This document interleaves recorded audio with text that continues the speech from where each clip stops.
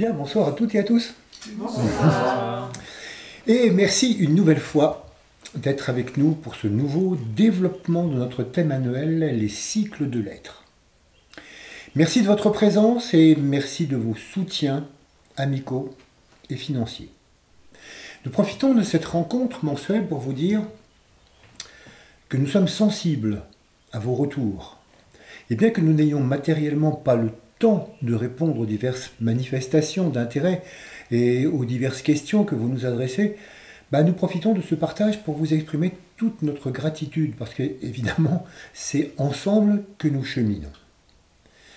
Au cours des 3 mois précédents, nous avons évoqué des cycles zodiacaux à 4 temps, comme le cycle solilunaire et le cycle des saisons. Nous avons également étudié le cycle à 3 temps, à l'intérieur de chaque saison. Et nous avons vu que ces énergies imprègnent la Terre au fil de ces mouvements auxquels nous pouvons nous accorder pour mener à bien un travail de conscience.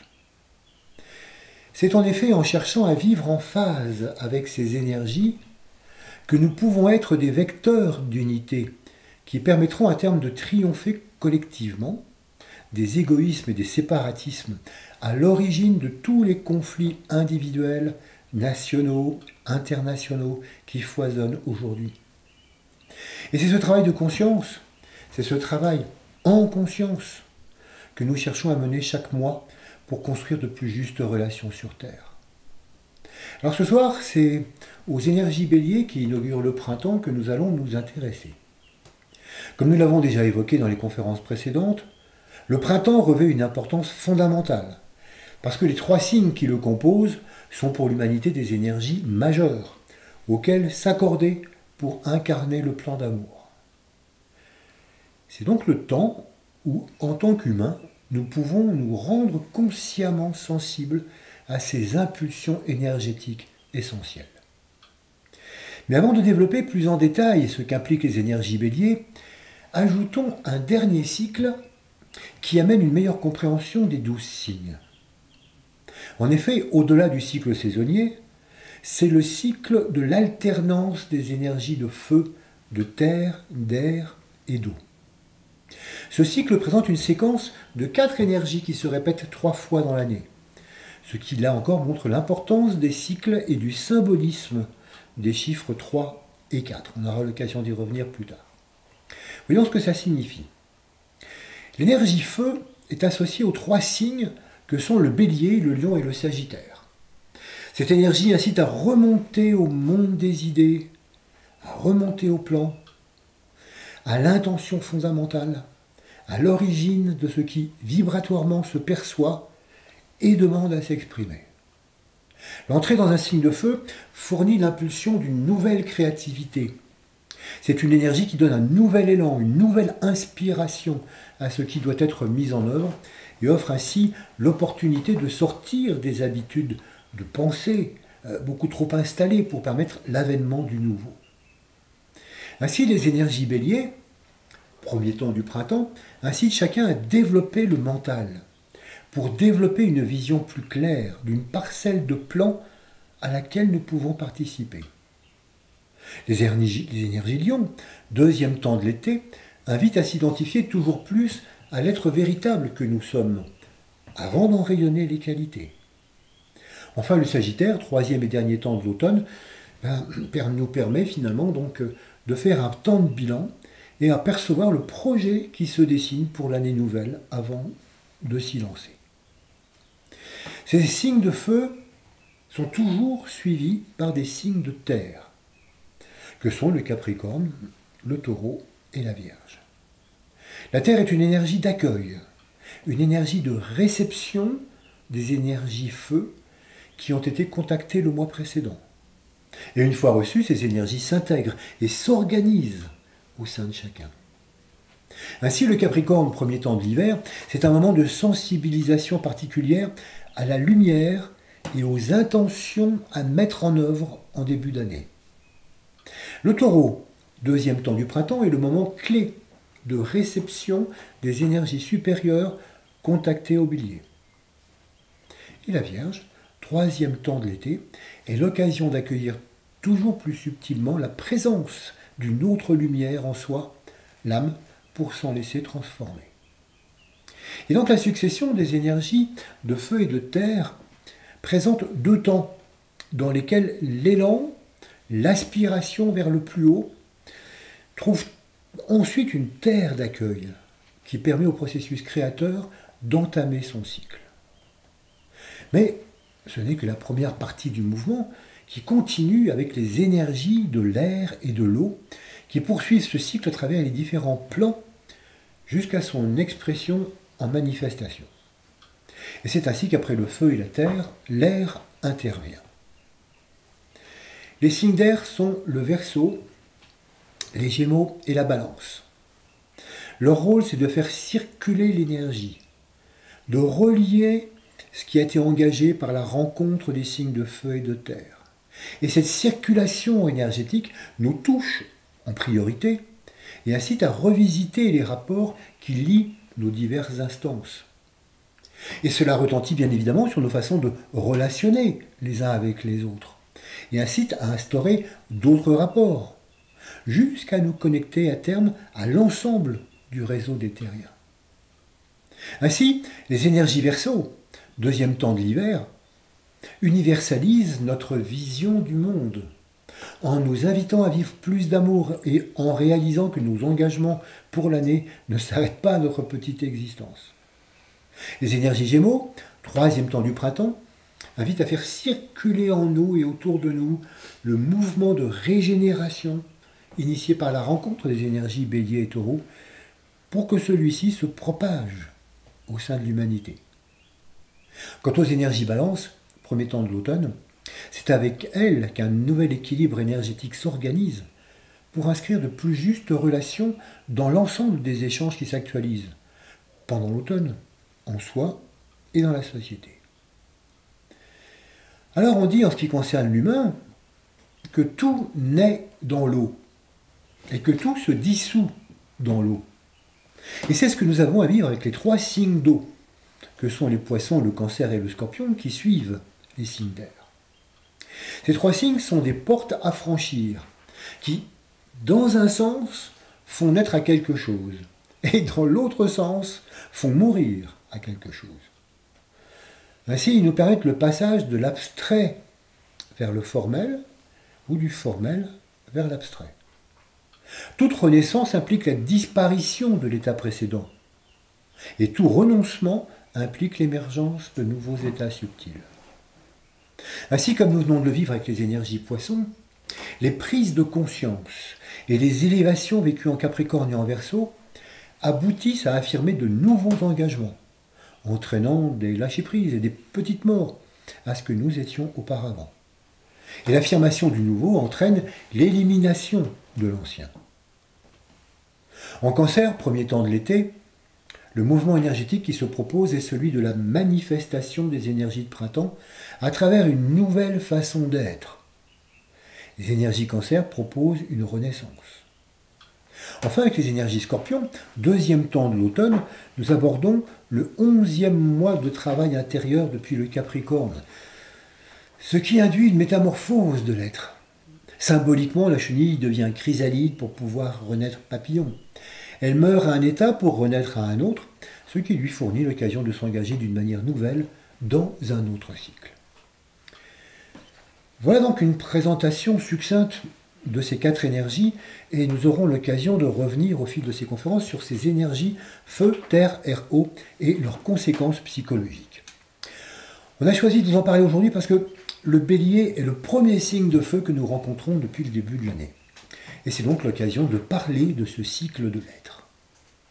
Alors, venons-en maintenant directement aux énergies bélier. Ce signe rend compte d'un point unique dans le zodiaque, en ceci qu'il est relié à la symbolique du nombre 1, qui est un point de départ, un point qui concentre toutes les potentialités, un point d'origine pour tout ce qui s'actualise, pour tout ce qui se révèle et se révélera, donc de l'être en manifestation. Le 1, c'est le symbole du principe premier, c'est l'agent créateur, c'est la source de tous les nombres jusqu'à l'infini. Le bélier représente donc le 1, puisqu'on le retrouve dans toutes les pôles positions, Tout d'abord, il est en tête de saison. C'est le premier signe du printemps, le premier signe du premier temps, puisque printemps signifie premier temps. Ensuite, c'est un signe de feu. Enfin, le Bélier est la constellation principale par laquelle le rayon 1 de volonté-puissance parvient à notre système solaire. On comprend dès lors pourquoi il est considéré comme l'énergie par laquelle tout commence. Alors évidemment, une fois cela dit, vous pourriez vous demander pourquoi nous débutons chaque année les nouveaux cycles de conférences avec le Capricorne, en expliquant que l'année énergétique commence avec ce signe et non avec le Bélier. Ben oui.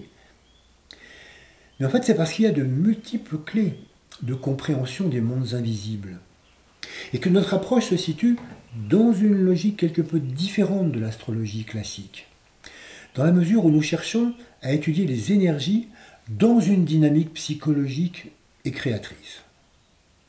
En débutant les cycles d'énergie avec le Capricorne, en fait, nous voulons mettre en évidence la manière dont l'humain peut apprendre à reconnaître et à utiliser les énergies pour amener de plus justes relations.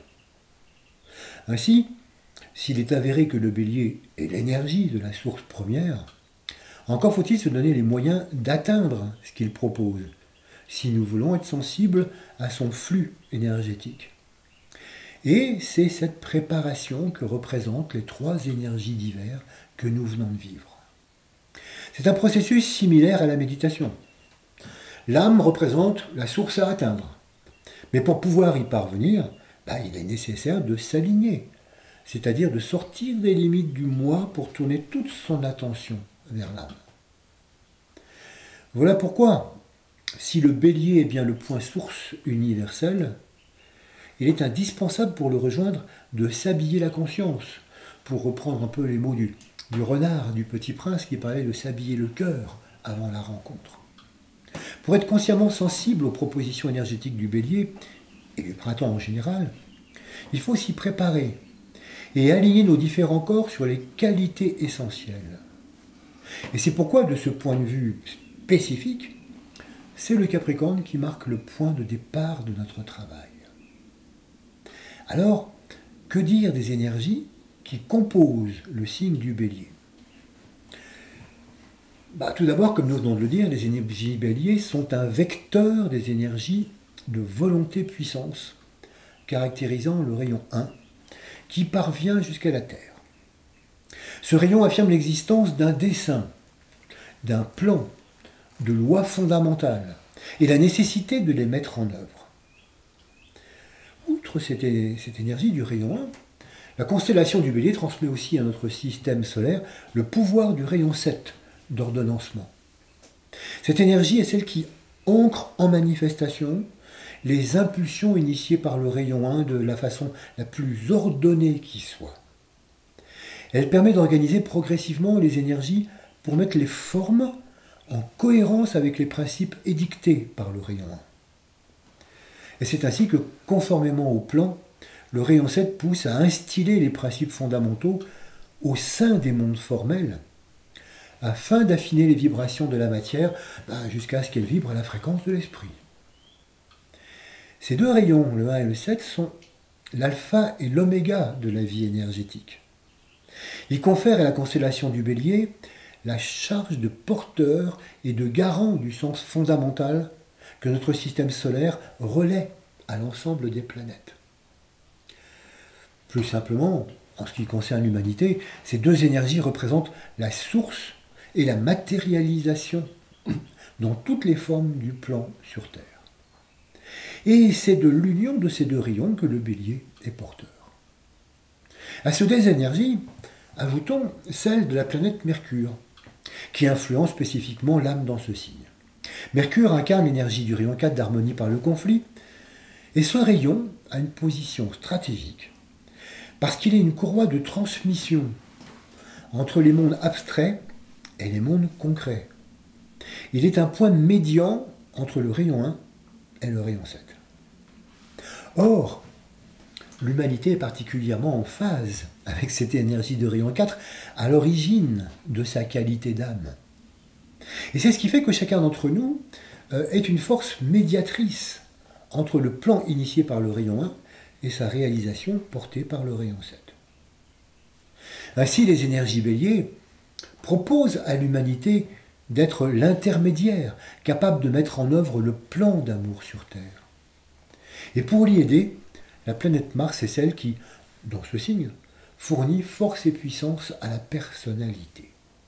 En effet, Mars est la planète reliée au rayon 6 qui relaie ici un fort idéal d'action. Alors, au-delà de la théorie sur les rayons qui ne parle pas à tout le monde, que peut-on dire du vécu psychologique que nous proposent ces rayons d'énergie? Pour commencer, abordons les énergies béliers du point de vue du rayon 1 de volonté-puissance. En cette période, c'est en effet la puissance de ce rayon qui impacte plus spécifiquement l'humanité pendant 3 mois consécutifs, en impulsant un élan créateur propice au renouveau, puisqu'il est présent en Poisson, en Bélier et en Taureau. Alors, que dire de l'expression psychologique du rayon 1 de volonté-puissance? Nous en avons déjà étudié un aspect le mois dernier par l'intermédiaire de la planète Pluton, qui gouverne l'âme dans le signe des Poissons. L'énergie portée par cette planète nous incitait à affirmer ce qui nous était essentiel, de manière à éliminer ce qui ne l'était pas.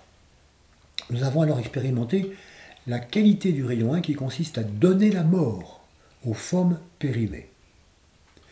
Avec le Bélier, nous allons explorer un second aspect du rayon 1, celui qui affirme l'existence d'un dessein, d'un plan, de lois fondamentales qui nous revient de découvrir par un mental éclairé.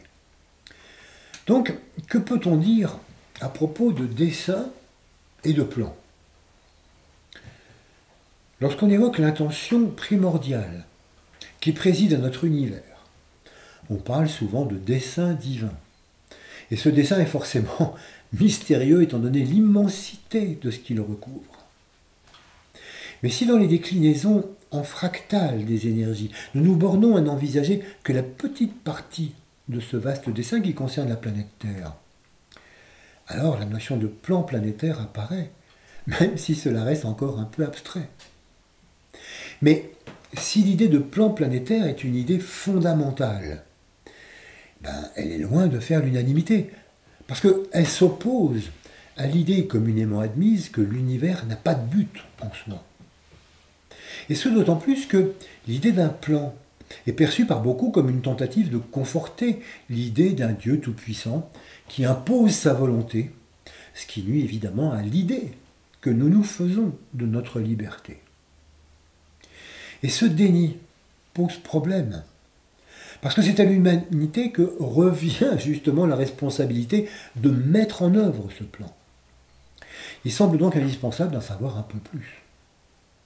Or, si les divers enseignements développent amplement la lumière et l'amour, ils sont beaucoup plus discrets en ce qui concerne la volonté et le plan. Alors certes, il est bien dit que le plan consiste à amener lumière et amour sur Terre, mais en dehors de ces grandes lignes, on aimerait bien quand même avoir un enseignement précis qui nous donne tous les points de ce plan à travailler. Mais en fait, cette attitude est infondée. Parce qu'en fait, c'est à chacun d'entre nous de découvrir et de réaliser intérieurement ce qui nous semble juste d'accomplir. Le plan est un ressenti qui apparaît au cœur de chacun lorsque l'état de conscience commence à se détourner de l'intérêt personnel pour prendre en compte celui de tous. Le plan apparaît alors sous de multiples visages, selon les énergies de rayon et selon les dispositions dont chacun est porteur. Mais à tel point qu'en regardant les différentes manières de l'appliquer, cela semble parfois contradictoire dans les détails. Et il y a, selon les sensibilités des uns et des autres, tellement de façons de concevoir l'intérêt du plus grand nombre qu'il convient de savoir prendre de la hauteur pour ne pas critiquer ou ne pas combattre la façon dont les autres servent. Concevoir que chacun a sa place, que chacun sème une graine de salut, permet de cultiver de plus justes relations entre tous. et ainsi chacun trouve sa place, l'assume, reconnaît celle de l'autre et devient co-créateur du plan sans que qui que ce soit n'ait à lui expliquer ce qu'il doit être et ce qu'il doit faire. Le Bélier donne année après année l'occasion de réfléchir à ce plan et de découvrir des façons plus subtiles de le percevoir et d'y répondre. S'il y a un plan, c'est qu'il y a des principes essentiels. Il y a des lois qui encadrent ce projet et concourent à sa mise en œuvre. Les reconnaître permet donc d'en avoir une vision toujours plus claire et d'ajuster nos intentions aux intentions du plan pour ne pas œuvrer à contre-courant et donc éviter de créer des tourbillons énergétiques nocifs pour la planète et pour soi-même. Mais quelle représentation avons-nous de ce plan ? Comment peut-il l'approcher ? Comment chacun peut-il l'approcher ? Comment réaliser qu'à un certain niveau vibratoire, ça plane pour tous, comme l'énonce le titre de la conférence de ce soir ? Ça plane pour tous signifie qu'il y a un plan pour tous. Que le plan n'est pas réservé qu'à quelques-uns, qu'il n'est pas l'apanage de quelques initiés et demeurerait inabordable pour les autres. Non. Chacun, pendant des centaines de vies, répond inconsciemment au plan. Jusqu'au jour où la lumière intérieure qui se fait jour, cycle après cycle, permet d'entrevoir une feuille de route et d'y répondre, cette fois-ci, consciemment. Le plan, c'est ce qui préside à la grande épopée humaine, et chacun à sa place y contribue. Il est important de comprendre qu'à tous les âges de conscience, chacun accomplit la part de plan qu'il est à même d'accompagner, et que nul n'est à bannir sur ce grand chantier Terre auquel tous participent, parce que l'involution fait aussi partie du plan. Si nous avons donné ce titre à la conférence « Ça plane pour tous », c'est pour montrer que le plan peut faire sens pour chacun. Alors, pour mieux le comprendre, développons 3 points importants. Pour commencer, il est essentiel de réaliser que le plan n'est pas gravé dans le marbre une fois pour toutes. En effet, si les enseignements ésotériques affirment que le but fondamental que poursuit notre système solaire actuel, c'est d'imprégner d'amour l'ensemble de la matière, le plan est un itinéraire qui conduit à ce but. Mais les nombreuses étapes à suivre pour l'atteindre n'ont pas été établies une fois pour toutes par une entité supérieure qui nous téléguiderait depuis un poste d'observation avancé. Non, pas du tout. Le plan est interactif et s'adapte en permanence aux turbulences énergétiques diverses qui traversent l'humanité et l'ensemble des terriens. Le plan évolue en fonction des époques, en fonction des civilisations, en fonction des choix faits par l'humanité, en fonction de l'état de ses avancées, de ses erreurs et de ses réticences. Le plan dépend des urgences et des nécessités qui surgissent en permanence selon l'état du terrain humain et varie selon l'âge de conscience et selon le nombre de personnes en conscience d'ensemble en incarnation à un moment donné. Et naturellement, selon les énergies d'âme et de personnalité qui les constituent. Le plan, c'est le fruit d'une intelligence collective, animée et conçue par l'articulation mentale de tous les humains en activité sur le terrain. Le plan, c'est l'alliance vibratoire qui émane de tous, depuis celles et ceux qui n'ont pas appris à penser, jusqu'aux disciples les plus visionnaires, en passant par toute personne qui comprend qu'après l'involution terminée, il est nécessaire de se détacher de l'égoïsme et de se tourner vers le bien commun. C'est de cette alliance que surgit la feuille de route perpétuellement actualisée qui trace le plan et permettra d'atteindre le but initialement fixé.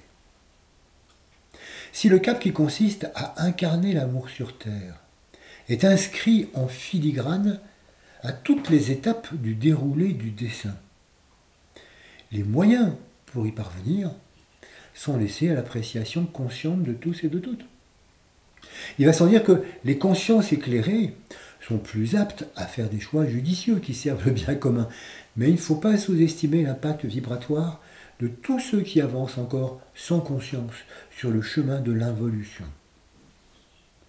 Le plan, C'est donc la résultante d'une adaptation consciente et constante à ce que l'humanité perçoit et peut mettre en œuvre, et chacun d'entre nous est invité à reconnaître en lui-même la part nouvelle qui lui est accessible et qu'il peut incarner pour y prendre une part pleinement active.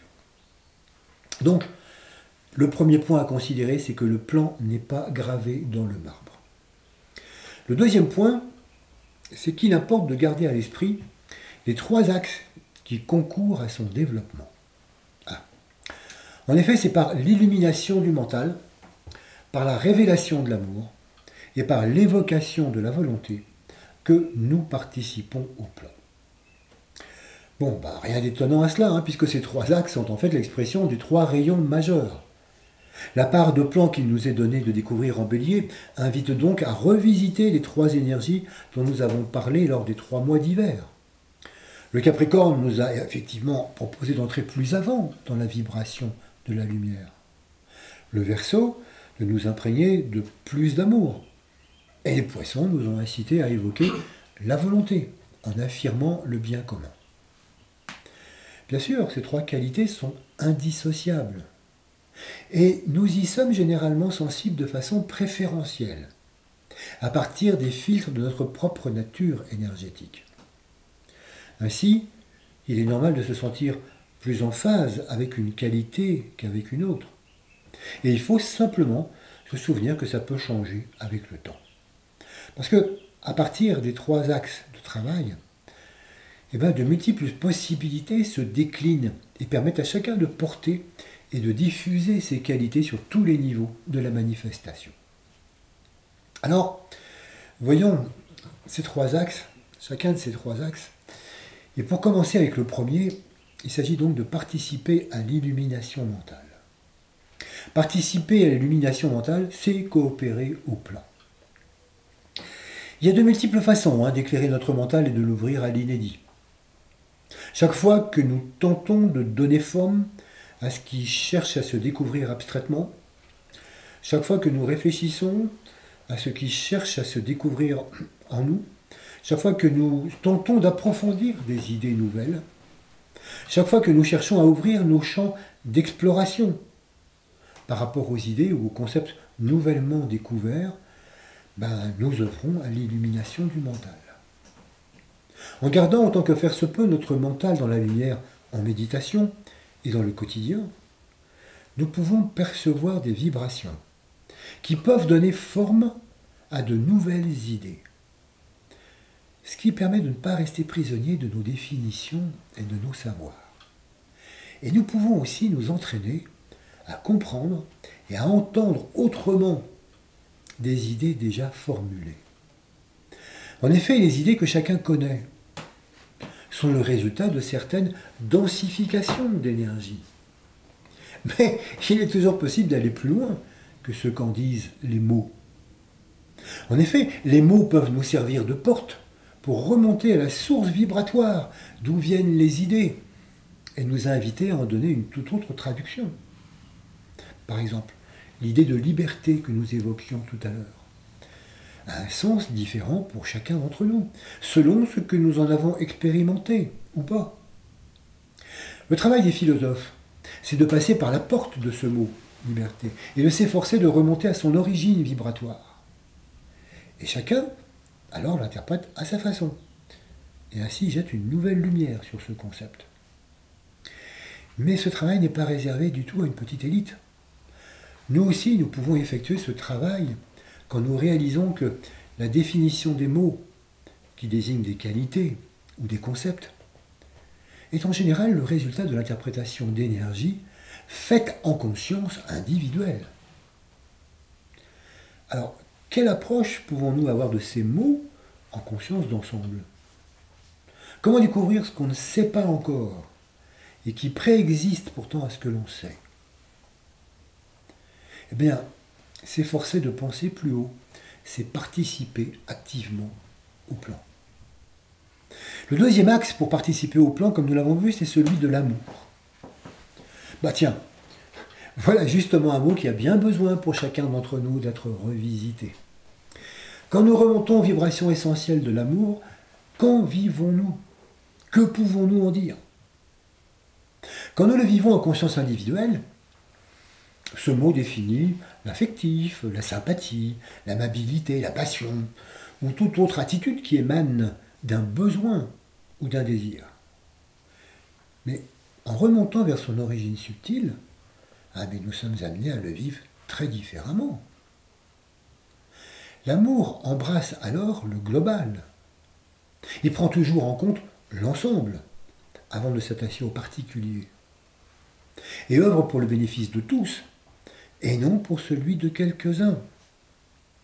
L'amour s'invite alors à tout moment dans la vie de chacun, en famille, au travail, en loisir, seul ou en collectif, parce qu'il est avant tout une faculté de penser globalement, et d'inscrire les événements, les situations quelles qu'elles soient, dans un ensemble toujours plus vaste. Et ça devient possible dès que nous commençons à nous décentrer, pour voir le monde depuis le promontoire de la conscience d'ensemble, et non à partir de notre point de vue particulier. Donc en nous efforçant de répondre par l'amour, nous participons aussi au plan. Le troisième axe pour participer au plan, c'est celui de la volonté. Une fois le mental éclairé, et une fois que nous sommes décentrés de nous-mêmes pour inclure nos perceptions dans des champs de compréhension toujours plus larges, la volonté de servir le bien peut alors s'imposer comme un cap qui gouverne les pensées, les paroles et les actes. C'est l'axe le plus difficile des trois. Parce que c'est seulement depuis peu que l'humanité se rend réellement compte de ce qu'est un plan. Et d'ailleurs, nous pouvons suivre les progrès de l'humanité dans ce sens en constatant l'accroissement récent du nombre de personnes capables de faire des plans de vie pour elles-mêmes. Comme nous l'avons dit tout à l'heure, ce n'est pas encore un principe universellement reconnu. Et ça nous demande donc d'y réfléchir pour dépasser le fait d'y croire ou pas. Ça nous demande donc de nous mettre en phase avec la vie planétaire pour en percevoir la force directionnelle. Et ainsi, c'est en soutenant avec force une direction de vie, en affirmant en soi l'évidence d'un plan d'amour sur Terre, et en privilégiant le bien commun, que nous sommes à même de relayer et de diffuser cette énergie de volonté de bien. Plus nous sentons poindre en nous cette force d'affirmation intérieure, et plus nous participons au plan. Voilà donc ce que sont les trois grands axes de travail que porte le plan à travers chacun d'entre nous. Alors, ces trois axes, ces trois qualités majeures, vous pourriez avoir l'impression que nous rabâchons toujours la même chose. Et d'une certaine façon, c'est vrai. Mais c'est de là que découlent toutes les mises en œuvre pratiques. Et uniquement de là. Tous les détails du plan que chacun peut actualiser découlent de ces points. Et c'est donc à partir de ces grandes qualités que nous avons à déduire comment s'inscrire dans le plan en fonction de ce que nous sommes, en fonction du lieu et de l'époque où nous vivons, en fonction de nos responsabilités. Les sources d'énergie essentielles, elles sont les mêmes pour tous, mais il y a des millions de façons d'y répondre et de les mettre en œuvre. Cela dit, poursuivons donc notre étude des trois points à considérer pour participer pleinement au plan. Nous en avons déjà vu deux. Le premier, donc, c'est que le plan n'est pas gravé dans le marbre une fois pour toutes. Et le deuxième, c'est que le plan cherche à se développer selon trois axes: l'illumination du mental, la révélation de l'amour et l'évocation de la volonté. Voyons à présent le troisième point. Le troisième point, c'est une attitude importante en préalable à la volonté de mettre en œuvre des solutions pour faire avancer le plan.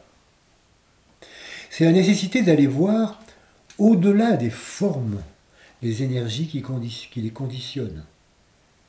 Pour servir le plan, il est nécessaire de réaliser que les formes et les événements sont toujours la conséquence de relations d'énergie qu'il importe de percevoir et de comprendre si on veut traiter les choses en connaissance de cause et non en connaissance d'apparence. En effet, tant que nous cherchons à comprendre les péripéties telles qu'elles se présentent dans l'actualité, tant que nous cherchons à répondre directement aux faits auxquels on est confronté, tant que nous restons fixés sur les apparences et non sur l'origine de ce qui apparaît, nous ne pouvons pas répondre au plan. Alors, il n'est évidemment pas toujours facile d'identifier les énergies à l'œuvre derrière ce que le monde affiche quotidiennement, mais participer au plan en tant que co-créateur éclairé implique de travailler avec les trois grandes qualités que sont la lumière, l'amour et la volonté et toutes leurs déclinaisons, et non avec des moyens concrets. Et c'est ainsi que nous pouvons nous élever au-dessus des réactions émotionnelles et des opinions toutes faites, qui surgissent automatiquement si nous restons sur le terrain des faits. Participer consciemment au plan n'est donc possible qu'en s'efforçant de remonter au monde des causes, parce que le monde des événements n'est qu'un affichage terminal des énergies à l'œuvre. Ça, il est vraiment important de s'en souvenir. Donc, pour résumer les opportunités proposées par l'énergie Bélier à travers l'influence du rayon 1, nous pouvons dire que nous sommes ce mois-ci invités à comprendre plus avant la nature du plan pour y participer. Et ça s'avère possible parce que le plan n'est pas un ensemble de directives rigides et fixées une fois pour toutes. C'est accessible à tous si nous suivons un ou plusieurs des trois grands axes que sont l'illumination du mental, l'imprégnation par l'amour et la convocation de la volonté. Et en prenant soin de voir au-delà des apparences, de l'immédiatement lisible pour décoder une part du plan et le promouvoir. Et tout ceci nous amène à aborder la seconde qualité présente au sein de l'énergie Bélier, le rayon 7 d'ordonnancement. Cette seconde composante de l'énergie Bélier confère à ce signe une puissance créatrice, une capacité à décliner les aspects du plan perçu depuis les plans les plus hauts.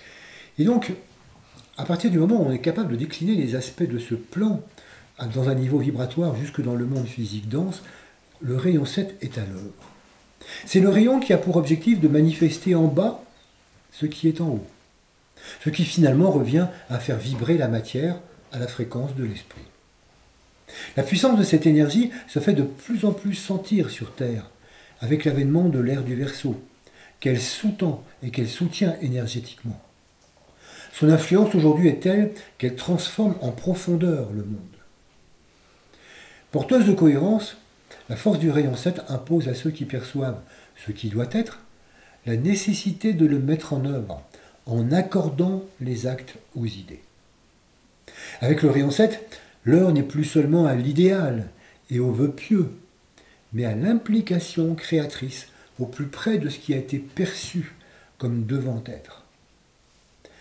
Alors, nous nous engageons.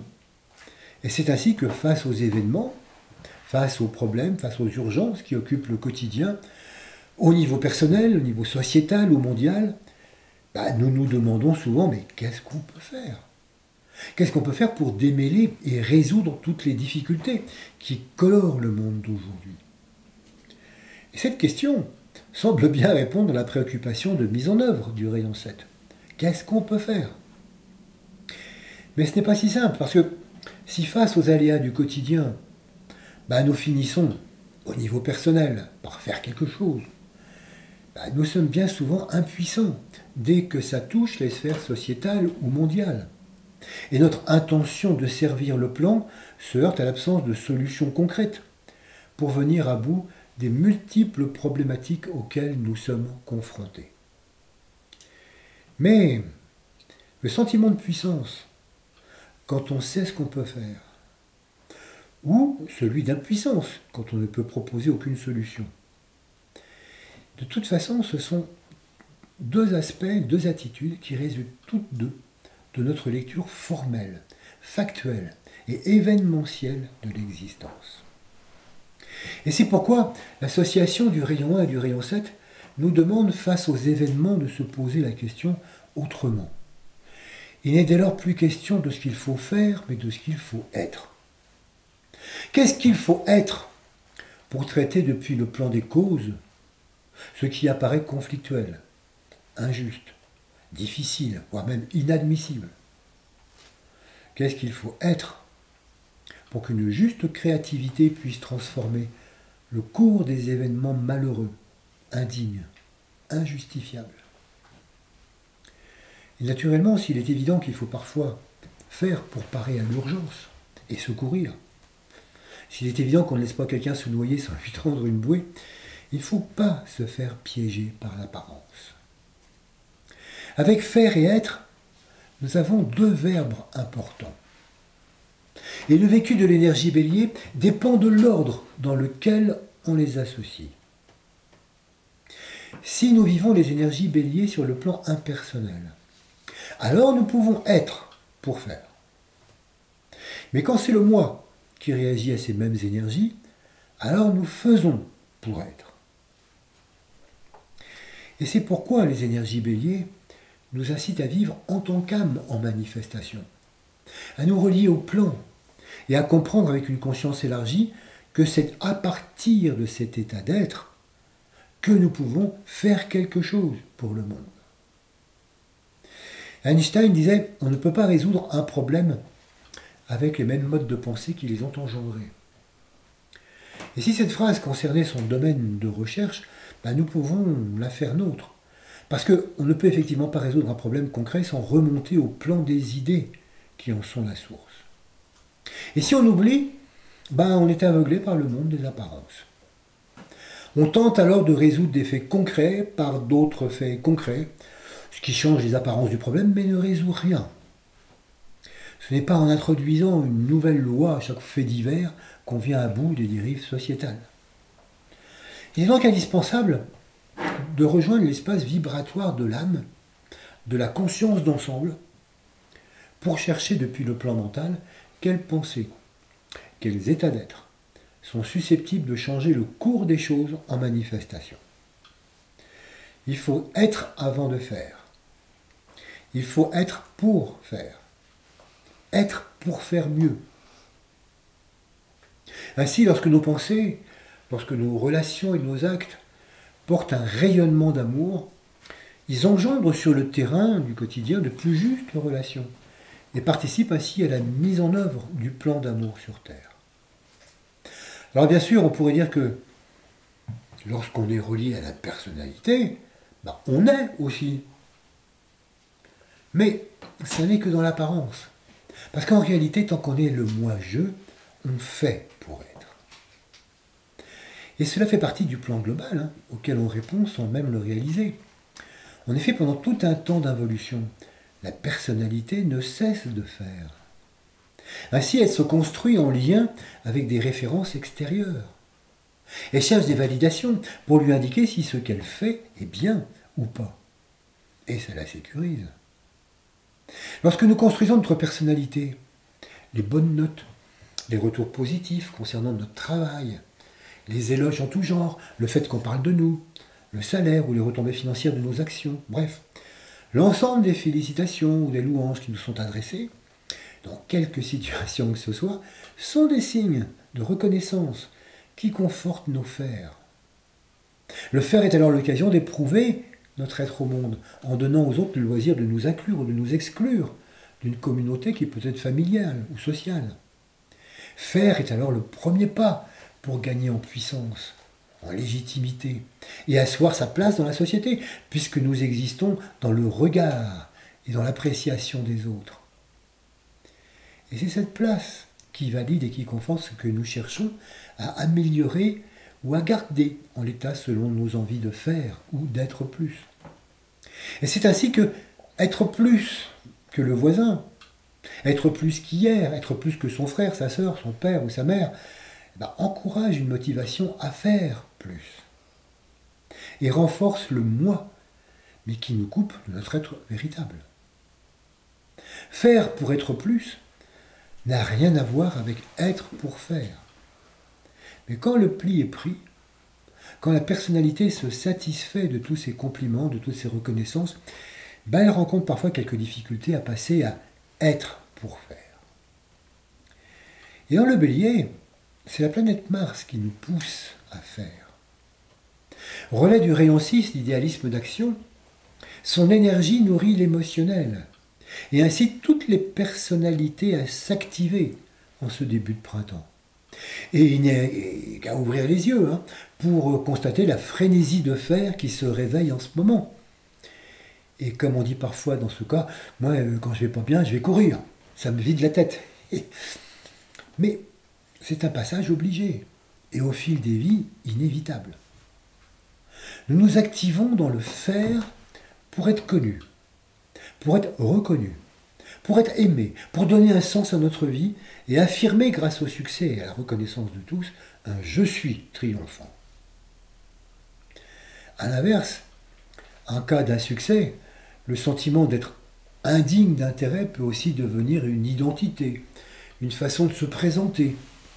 Faire est la clé de la reconnaissance, et celui qui ne fait rien, le fait néant, n'est rien ou si peu qu'il est insignifiant. Et c'est ce même élan de faire pour être qui nous pousse à faire quelque chose pour l'environnement, pour la société, ou pour le monde. Tout ce qui est fait alors résulte beaucoup plus de notre besoin d'être utile que de notre être véritable. L'aide apportée se situe souvent sur les plans formels et n'implique pas de changement de conscience qui pourrait envisager des solutions depuis le monde causal. Et là, nous sommes dans la principale problématique du bélier vécue personnellement. Je fais, donc je suis. Et si tous nos faire permettent d'être reconnus, il magnifie la personnalité, qui dès lors a tendance à se gonfler d'orgueil, qui est un mal qui guette quiconque s'affiche en supérieur, même si ce n'est que dans son fort intérieur. Parce qu'en effet, il n'est pas utile de faire le m'as-tu vu ou le je sais tout pour donner à l'orgueil ses lettres de toute puissance. Non, non. L'orgueil a ceci d'insidieux qu'il se loge dans le dessous des cartes. L'orgueil est toujours l'émanation d'un individu ou d'un groupe convaincu qu'il pense juste. L'orgueilleux est toujours persuadé d'avoir raison. D'ailleurs, c'est la raison même de l'orgueil que de croire qu'on a raison, que de se croire supérieur aux autres, sur un plan ou sur un autre. Et c'est cet orgueil qui, dans le bélier, amène l'humain à donner la primauté à ses propres plans de vie, au détriment du plan planétaire. L'humain n'a que faire de ce plan planétaire, dont il n'est pas à l'origine et qui ne lui rapporte rien. Et c'est là que les énergies béliers, vécues sur des notes personnelles, donnent lieu à un monde de division et de compétition. Plutôt que de considérer le plan global et de chercher à s'y conformer au mieux en prenant sa part de responsabilité, l'humain invente des plans B, des projets qui peuvent être très intéressants. Et naturellement, il en bénéficiera en premier. Et comme beaucoup de monde invente son propre plan B, tous ces désirs ambitieux et orgueilleux des uns et des autres produisent sur la planète les effets que nous constatons chaque jour. Et ce pouvoir d'agir sur la planète est d'autant plus fort que l'humain a beaucoup développé ce mental concret, qui est vraiment l'instrument créateur de toutes ces créations. C'est ce mental orgueilleux qui lui permet de formuler des plans et toutes les formes pensées par lesquelles il parvient à ses fins. Et c'est seulement une fois que les individus se sont suffisamment construits, en suivant leur plan individuel, c'est quand ils ont suffisamment vécu le succès et la réussite personnelle, qu'un jour, il leur devient évident qu'il n'est pas juste de ne vivre que pour son seul bénéfice ou le seul bénéfice de tous, des siens. C'est alors que l'hypothèse d'un plan global retient leur attention. Ils commencent alors à se tourner vers les autres. Ils commencent à chercher à comprendre le plan. Et on arrive à la nécessaire humilité de la co-création. Ils peuvent alors accéder au rôle de médiateur initié par la planète Mercure qui influence l'âme en bélier. En effet, rappelons donc que Mercure, qui incarne et diffuse l'énergie du rayon 4 d'harmonie par le conflit, se trouve en position médiane entre les 3 rayons abstraits et les 3 rayons d'application. Il est donc passeur entre ce que nous appelons symboliquement le haut et le bas. En bélier, L'âme peut être le porte-parole de Mercure et inciter l'humain à devenir un intermédiaire entre le plan et sa pleine expression.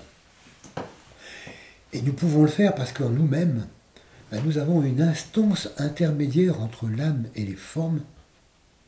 C'est le mental. C'est le mental aligné sur l'âme.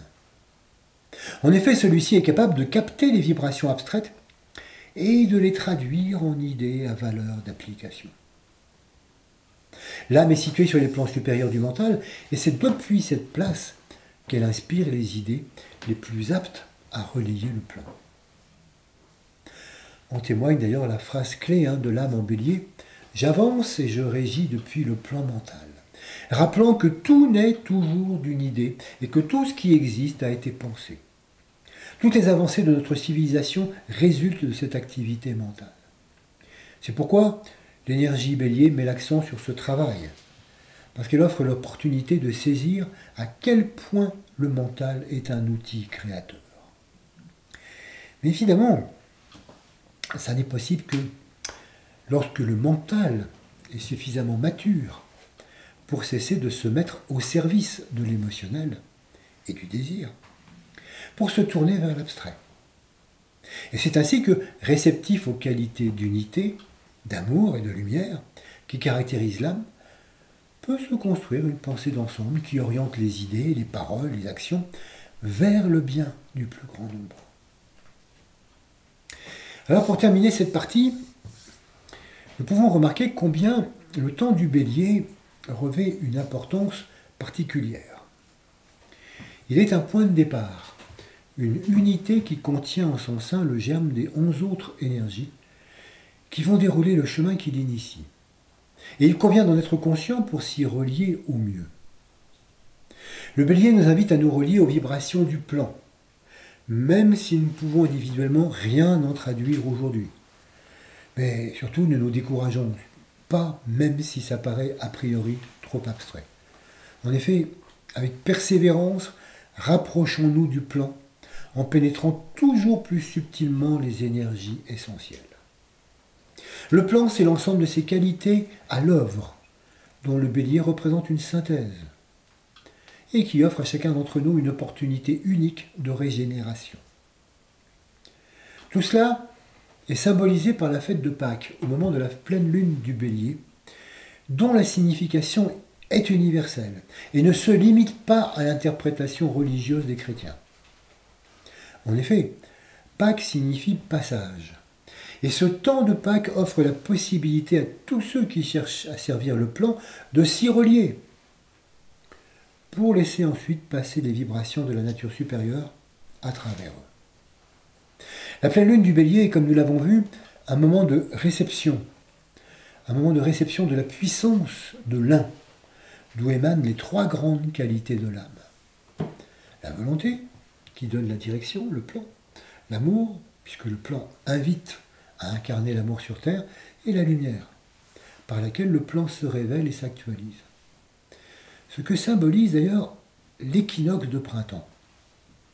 En effet, si la lumière a commencé à croître en Capricorne au solstice d'hiver, elle triomphe des ténèbres en Bélier à l'équinoxe de printemps, lorsque les jours prennent le pas sur les nuits. Ainsi, les enseignements chrétiens participent en fait à une allégorie beaucoup plus globale qui invite à découvrir le plan auquel consciemment ou inconsciemment nous participons et invite à suivre son déroulé pendant l'année à travers les énergies. Et c'est pourquoi ces enseignements inscrivent la naissance de Jésus en Capricorne, au solstice d'hiver, au moment du renouveau de la lumière, et le font triompher en Bélier, quand la lumière domine.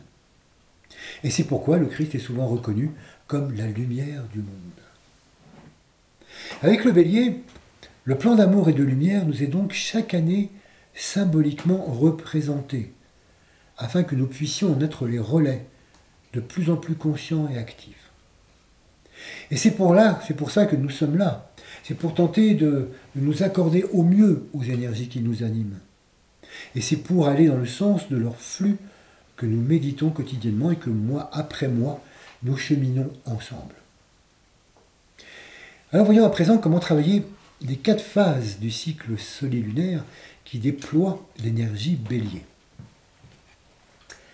Alors, comme chaque mois pendant la première phase, autour du premier quartier, nous nous préparons à accueillir consciemment les énergies qui seront présentes pendant la phase de pleine lune.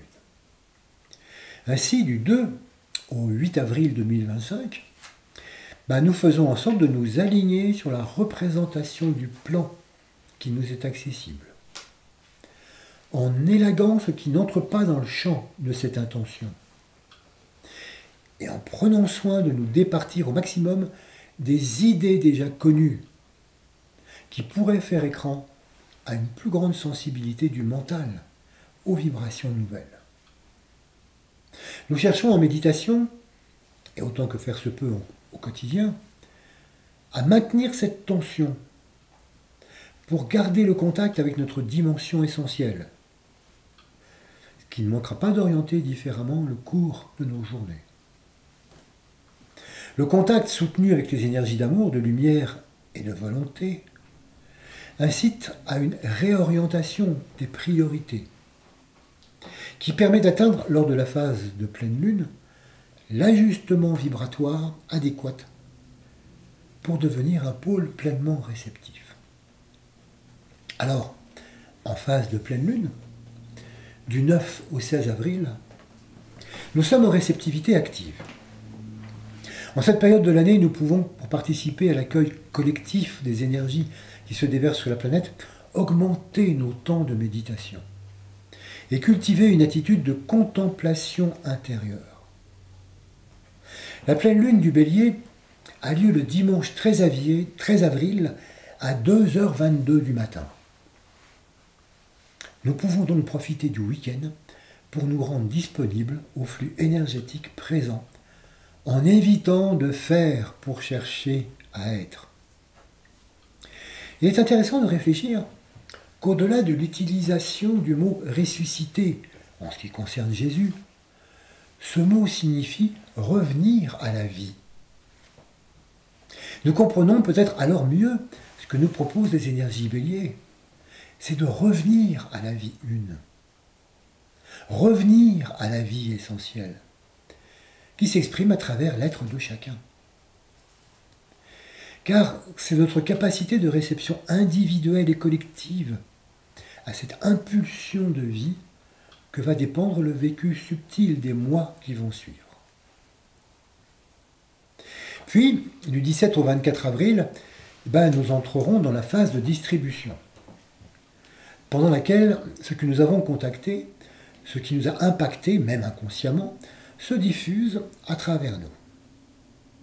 C'est le moment où nous sommes invités à percevoir dans nos états d'être ce qui a pu être régénéré et les infimes modifications qui s'insinuent dans nos façons de relationner avec nos semblables. Qu'y a-t-il d'un peu différent dans notre approche du quotidien et dans notre manière de le penser? Lors de cette troisième semaine, des résistances peuvent également s'exprimer avec vigueur, parce que la personnalité qui a été soumise à des fréquences énergétiques qu'elle ne comprend pas forcément peut chercher à reprendre les rênes et à s'agiter tous azimuts pour faire le plein de satisfaction personnelle.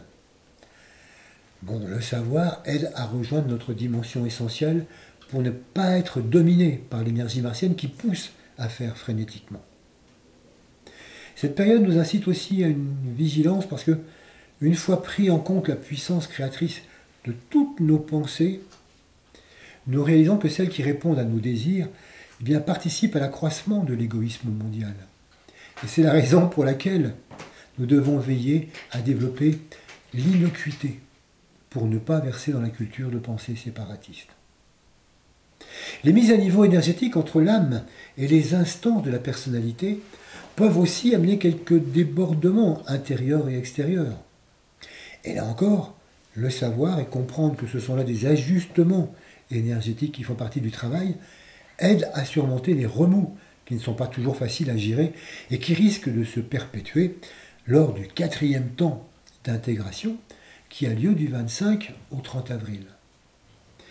Ce 4e temps, c'est un temps de bilan qui nous donne l'occasion d'observer notre propension à faire pour être ou à être pour faire. afin d'évaluer le prochain pas que nous sommes en mesure d'accomplir. C'est un temps où on prend la mesure de la nécessité de se réaligner sur l'essentiel, au fil du quotidien, en se posant des questions telles: quelle place occupe notre volonté personnelle au sein de la volonté de l'âme? À quel aspect du plan répondons-nous? Et alors, nous serons prêts pour passer aux énergies taureaux. Voilà donc quelques pistes de travail pour les 4 semaines de travail à venir. Alors pour conclure sur les opportunités qu'offrent à l'unité les énergies béliers, insistons sur le fait que c'est un temps où l'orientation spirituelle peut prendre le pas sur l'orientation matérielle. Les énergies d'amour, de lumière et de volonté qui émanent de l'âme sont aptes à éclairer notre route individuelle et collective, afin que nous puissions créer de plus justes relations sur Terre. En Bélier, nous sommes tous invités à être des collaborateurs des forces de régénération, d'évolution et de guérison. Et c'est en rejoignant le silence de l'âme que nous travaillons la réceptivité et l'écoute subtile de ces énergies sources, afin d'en être les passeurs. Et c'est en méditant que nous devenons des acteurs conscients de cette mise en œuvre collective. Et c'est pourquoi nous terminons cette rencontre par la méditation qui servira de base de travail ce mois-ci.